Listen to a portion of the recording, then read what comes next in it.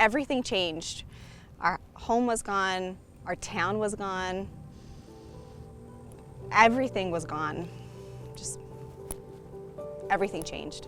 When you're 16 months into a recovery and normalcy still feels so far away, you need help.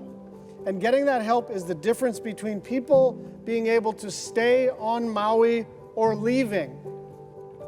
People are leaving the only place they've ever called home. Those are the stakes. They're not theoretical. This is happening to hundreds of families in West Maui. The majority of our residents and data continues to show that the needs are in housing, our spaces in housing, providing stable housing for our community. Everyone understood that if we did this together, we could rebuild 10 times faster, and that we have to make sure everyone gets a home above them, everyone. You know, it's the people, it's not the place. So if we lose the people from Lahaina, Lahaina will not be the same. Housing is the foundation of stability. It's the foundation of recovery.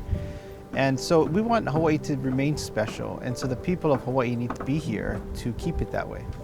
We have strived to make sure in every event that recovery is driven by the community. Building back Lahaina, building back Maui as a whole to support the future generations who need to be able to call Hawaii home or at least have options is super important. And so the county has been very involved. They've been very supportive of that long-term plan of helping families from start to finish. The clear North Star that we've been following is having people move back to their properties.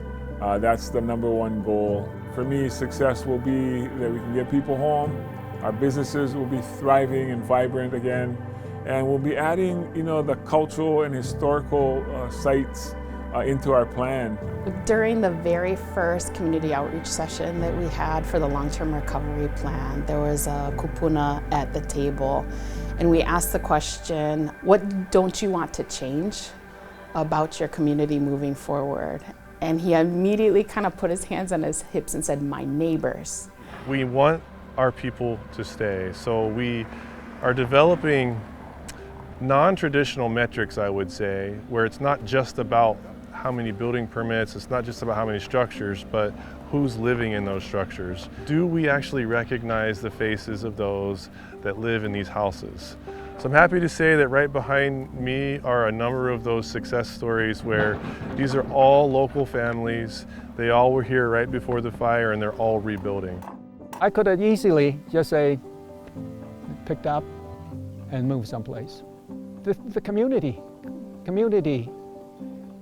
for some reason, told me, Tom, where are you going to find a place that really care for each other that much?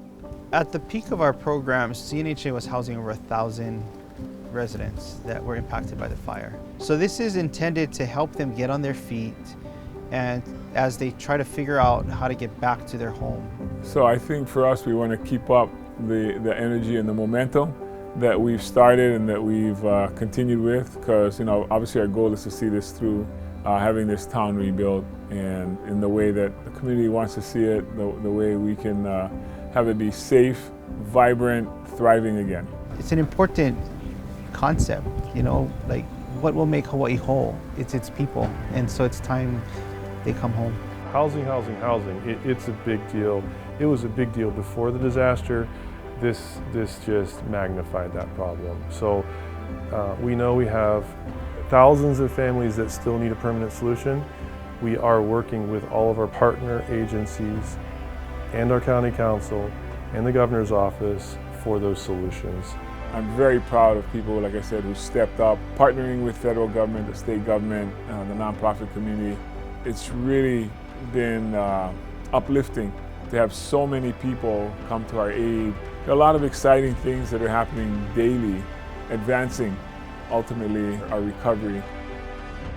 I'm really happy to see that not only myself, but other people are able to start building. It's hope. You can see the hope come alive.